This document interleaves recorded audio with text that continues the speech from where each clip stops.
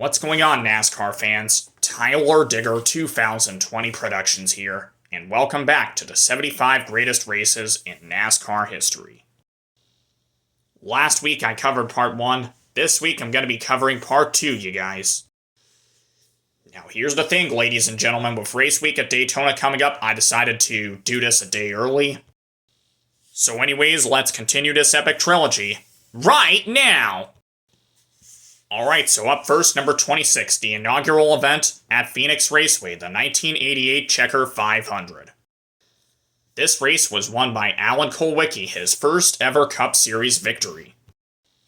As tradition, he got to celebrate with a Polish victory lap. This means driving around the racetrack the other direction, folks. That tradition would soon be passed on by Truck Series veteran Ty Majeski.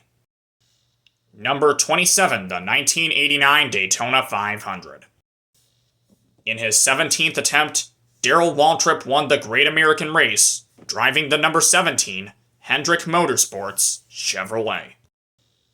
Number 28, the 1989 All-Star Race at Charlotte. DW got turned by Rusty Wallace, who later on ended up winning. Eventually enough, this led up to a fight on pit road. Crazy! Number 29, the 1989 Holly Farms 400 at North Wilkesboro Speedway. There was contact between Dale Earnhardt and Ricky Rudd on the last lap, which allowed Jeff Bodine to get by and win. Tempers were flaring shortly after the race. Number 30, the 1991 Champion Spark Plug 400 at Michigan International Speedway. Dale Jarrett held off Davey Allison to get his first career Cup Series victory, and in dramatic fashion, too. Number 31, the 1991 Goodies 500 at Martinsville Speedway. After being involved in a late race crash, Harry Gant miraculously pulled off his 4th consecutive Cup Series victory, therefore earning the nickname Mr. September.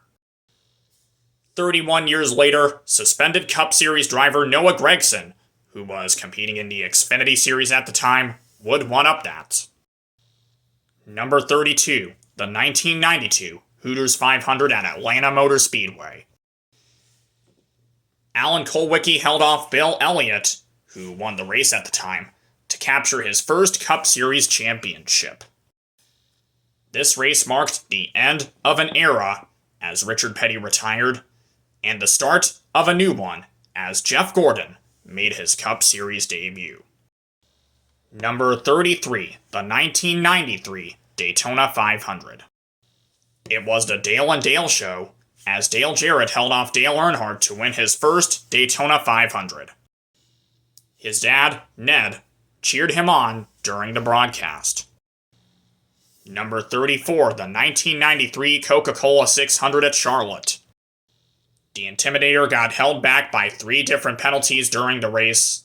However, they did not stop him from winning it. Number 35, the 1994 Coca-Cola 600 at Charlotte. Jeff Gordon leads the last 9 laps to pick up his first of 93 Cup Series victories, if that's how many there were apparently. He would also win number 36, the inaugural Brickyard 400 at Indianapolis Motor Speedway. Number 37, the 1994 AC Delco 500 at Rockingham. Dale Earnhardt held off a hard-charging Rick Mast to capture his 7th Cup Series championship, tying Richard Petty. Number 38, the 1995 Goodies 500 at Bristol Motor Speedway. The Intimidator dumped Terry Labonte on the final lap. However, Labonte still won and brought his damaged race car to victory lane. At the end of the race, there were tempers flaring between Earnhardt and Rusty Wallace, who actually threw a water bottle at him. Oh my goodness! Number 39, the 1997 Mountain Dew Southern 500 at Darlington. Jeff Gordon joins Bill Elliott as the second driver to win the Winston Million. However, Awesome Bill from Dawsonville led the most laps and finished 4th. Number 40, the 1998 Daytona 500. Dale Earnhardt finally conquers the Great American Race after 2 decades of coming up just short. Number 41, the 1999 Goodies Headache Powder 500 at Bristol, baby! The Intimidator dumps Terry Labonte on the last lap again. This time, Earnhardt escapes and gets the win. Number 42, the 2000 Cracker Barrel 500 at Atlanta. The Intimidator beat Bobby Labonte by how much? 1/100th of a second in a photo finish. Are you kidding me? Number 43, the 2000 Winston 500 at Talladega. The Intimidator flies from 17th to 1st in the last 6 laps of the race to pick up his 76th and final Cup Series victory. He would then pass away after the 2001 Daytona 500. How sad. Number 44, the 2001 Duralube 400 at Rockingham. After the Intimidator's death, his driver Steve Park would get the win. After the race, he and Daytona 500 winning teammate Maga Waltrip would honor the Intimidator on the front stretch. Ironically enough, this was Kevin Harvick's first Cup Series race, and you're not going to believe what happens next. Number 45, the 2001 Cracker Barrel 500 at Atlanta. In just his 3rd career start after replacing the Intimidator, Harvick held off Jeff Gordon in a photo finish to capture his first Cup Series victory.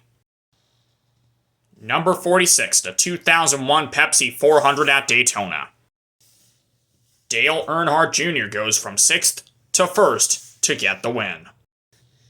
It was the first race at the World Center of Racing after the Intimidator's death, in which Junebug used lessons from. Number 47, the 2003 Carolina Dodge Dealers 400 at Darlington. An insane last lap battle between Ricky Craven and Kurt Busch led to Craven winning the race by just 2/1000ths of a second. Number 48, the 2004 Ford 400 at Homestead Miami Speedway. The Outlaw had a right front tire going down, and this led up to an epic championship battle between him, Jimmy Johnson, and Jeff Gordon. Ironically enough, Busch would win the title by 24 points. This concluded our first ever playoff format in NASCAR history.